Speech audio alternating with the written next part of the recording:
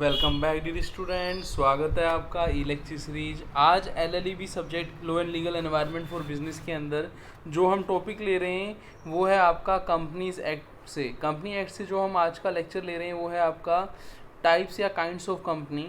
हम ये देखेंगे कि कंपनी एक्ट के अंदर कंपनी का जो क्लासिफिकेशन किया गया है वो टाइप्स ऑफ कंपनी कितने हैं उनको हम यहाँ पे समझेंगे। तो शुरुआत करते हैं। सबसे पहले हम देखते हैं classification on the basis of incorporation. Incorporation का मीन्स क्या होता है? इसका मीन्स होता है रजिस्ट्रेशन।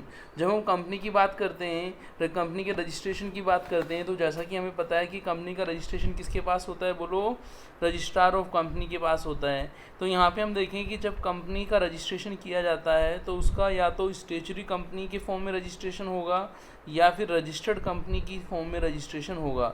स्टेचुरी कंपनी वो रहती हैं जो कंपनी स्पेशल एक्ट के अंदर एस्टेब्लिश की जाती हैं, उनको हम क्या बोलते हैं? स्टेचुरी कंपनी बोलते हैं। जैसे एक छोटा सा एग्जांपल मैं आपको देता हूँ कि यदि मैं आपको बोलूँ कि रिज़र्व बैंक जो है बैंकों का कंट्रोलर है, जो है बैंकिंग सेक्टर को आरबीआई कंट्रोल करता है। जैसे मैं आपको बोलूँ कि जो आपका आईआरडीए है वो इंश्योरेंस सेक्टर को कंट्रोल करता है। ऐसे ही मैं आपको बोलूँ कि यदि सेबी है जो शेयर मार्केट को कंट्रोल करता है, तो यहाँ पे जो कंट्रोलर हैं, जो कंपनीज उस कंट्रोलर के एक्ट के अंदर रजिस्टर्ड है, जैसे मैं आपको आरबीआई एक्ट के अंदर बोलूँ, मैं आपको insurance corporation of India, life insurance corporation of India के नाम से बोलूँ, तो इसका मतलब है वो कंपनी क्या कहलाएगी? कंपनी स्टेचुरी कंपनी कहलाएगी।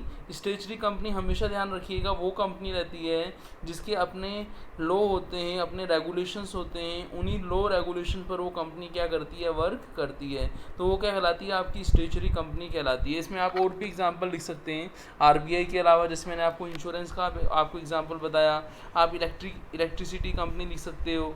ठीक है, अब हम बढ़ते हैं। नेक्स्ट जो है अपना classification on the basis of incorporation, वो है रजिस्टर्ड कंपनी।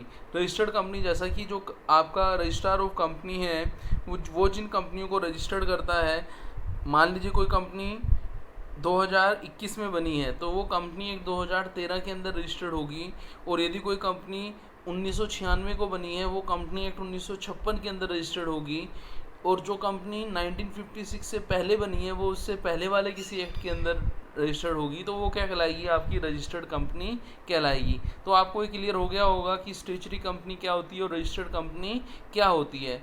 अब हम बात को आगे बढ़ाते हैं। अब हम देखते हैं कंपनी का classification on the basis of liability. जैसा कि जब हम लाइबिलिटी की बात करते हैं तो हम लाइबिलिटी की हम टू टर्म्स यूज़ में लेते हैं। तो क्या है? अनलिमिटेड, और एक क्या है? लिमिटेड। यहाँ पे हम लिमिटेड के भी टाइप्स पढ़ेंगे, पहले हम अनलिमिटेड को समझ लेते हैं। वो कंपनी जो अपने मेंबर्स की, जो कंपनी के अंदर हैं, उनकी लाइबिलिटी अनलिमिटेड रखती है। जैसे एक छोटा सा एग्जांपल मैं आपको देता हूँ, उससे आपको क्लियर होगा। सपोज़ यदि आप कंपनी के मेंबर हो और जब कंपनी की लॉसेस जो होते हैं उसमें आप अपनी कैपिटल के अलावा और भी कंट्रीब्यूट करते हो, तो वो क्या कहलाता है? आपका अनलिमिटेड लायबिलिटी कंपनी कहलाती है। तो इसका मतलब है इस कंपनी के जो मेंबर होते हैं वो लायबल रहते हैं कंपनी के डेब्ट्स में। किसके प्रोपोर्शन में? Proportion of the interest of company की, जो कंपनी में उनका शेयर है उस तरीके से वो रहते हैं, और इसके साथ साथ उनके पास अनलिमिटेड लायबिलिटी भी होती है। इस तरीके की कंपनी जो होती है, ठीक है ना, उसकी कैपिटल हो भी सकती है और कैपिटल नहीं भी हो सकती है।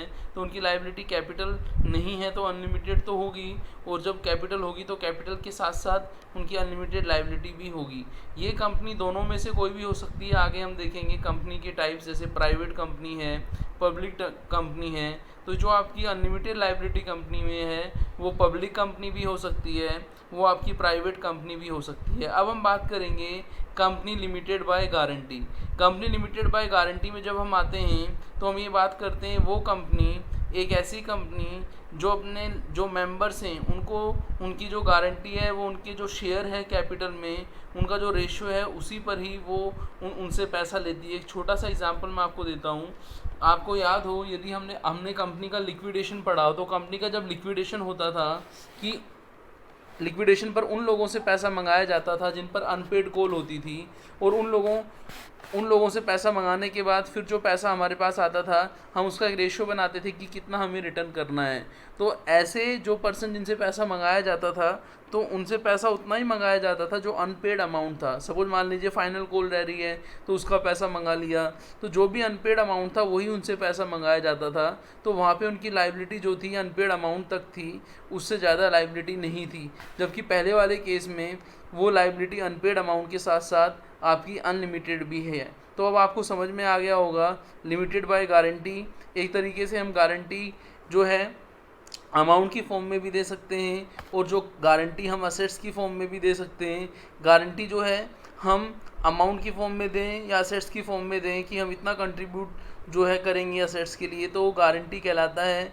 लिमिटेड में जो है कंपनी लिमिटेड बाय गारंटी कहलाता है। और कंपनी लिमिटेड बाय शेयर क्या कहलाता है कि सपोज़ मान लीजिए मैंने आपको थोड़ी देर पहले एग्जांपल दिया था कि यदि शेयर जो है आपका 100 रुपये का है लेकिन उस 100 शेयर पर अभी कंपनी ने 75 रुपये ही लिए हैं, तो अभी 25 रुपीज़ जो अनपेड है वो अमाउंट जो है कंपनी जो है कॉल कर सकती है, वो फाइनल कॉल के अंदर कॉल कर सकती है। तो ऐसी कंपनी जो अनपेड अमाउंट शेयर होल्डर से मंगवा लेती है वो कंपनी लिमिटेड बाय शेयर कहलाती है। तो आई थिंक आपको जो कॉन्सेप्ट्स है वो समझ में आया होगा कि कौन सी कंपनी है लिमिटेड बाय शेयर कहलाती है।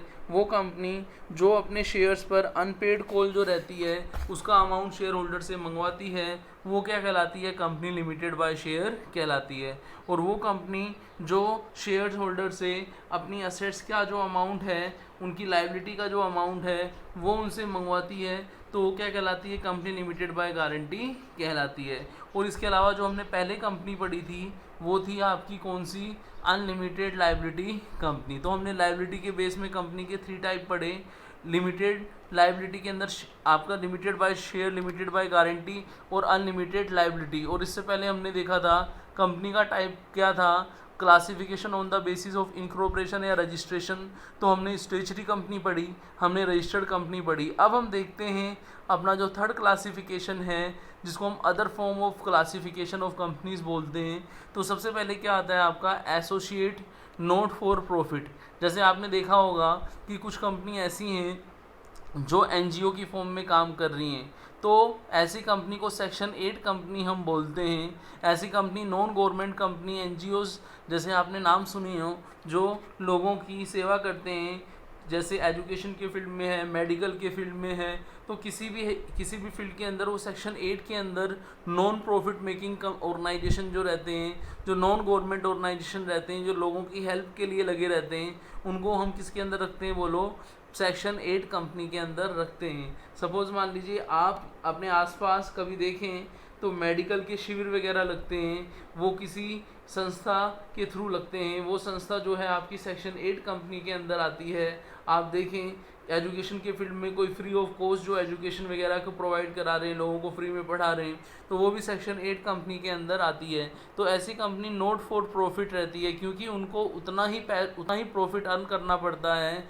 जितना उनके सर्वाइवल के लिए ज़रूरी है। उससे ज़्यादा प्रॉफिट का उनका जो है ऑब्जेक्ट नहीं रहता। वो खाली अपनी कॉस्ट को कवर करने के लिए जो प्रॉफिट अर्न करते हैं, तो उसको हम क्या बोलते हैं, associate not for profit having licence under section 8 company बोलते हैं। फिर आती है अपनी गवर्नमेंट कंपनी जिसको हम पब्लिक कंपनी भी बोलते हैं। जैसा कि आपको पता है कि इंडिया की यदि हम बात करें, कोई कंपनी यदि इंडिया के अंदर रजिस्टर्ड है और उसके अंदर इंडिया गवर्नमेंट की, सेंट्रल गवर्नमेंट की, स्टेट गवर्नमेंट की, अप्रोप्रिएट गवर्नमेंट की, लोकल गवर्नमेंट की, उसमें ओनरशिप 51% है, तो वो कंपनी क्या कहलाएगी, बोलो पब्लिक या गवर्नमेंट कंपनी कहलाएगी। फिर आएगी आपकी फॉरेन कंपनी।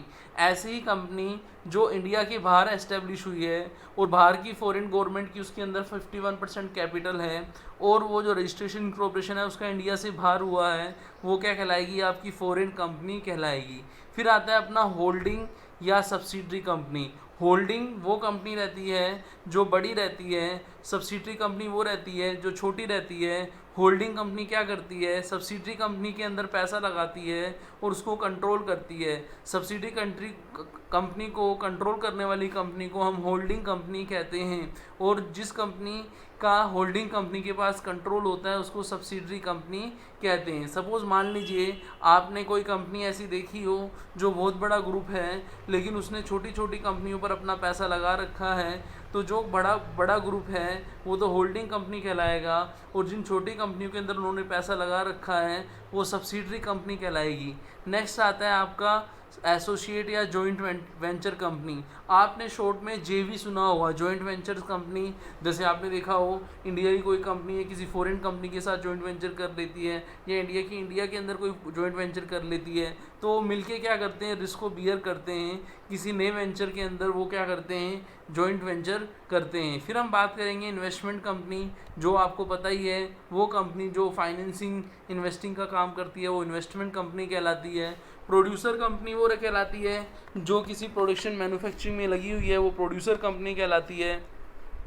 जैसे हम एग्जांपल दें, हम यदि देखें तो वो कंपनी जो खुद अपने प्रोडक्ट्स को बनाती हैं देन उसको ट्रेड करती हैं, वो प्रोड्यूसर या मैन्युफैक्चर कंपनी कहलाती हैं। लास्ट जो है आपका डोरमेंट कंपनी, इसको हम निष्क्रिय कंपनी भी बोलते हैं। आप कुछ कंपनियों को ऐसा नाम आपने सुना होगा जो पहले तो किसी समय में चलता था लेकिन अब वो कंपनी इस समय वर्क नहीं कर रही, तो वो कौन सी कैटेगरी में आती हैं, बोलो डोरमेंट कंपनी की कैटेगरी में आती हैं। तो अदर फॉर्म ऑफ कंपनी के अंदर हमने जो पढ़ा है, फर्स्ट पढ़ा है हमने associate not for profit under section 8 company.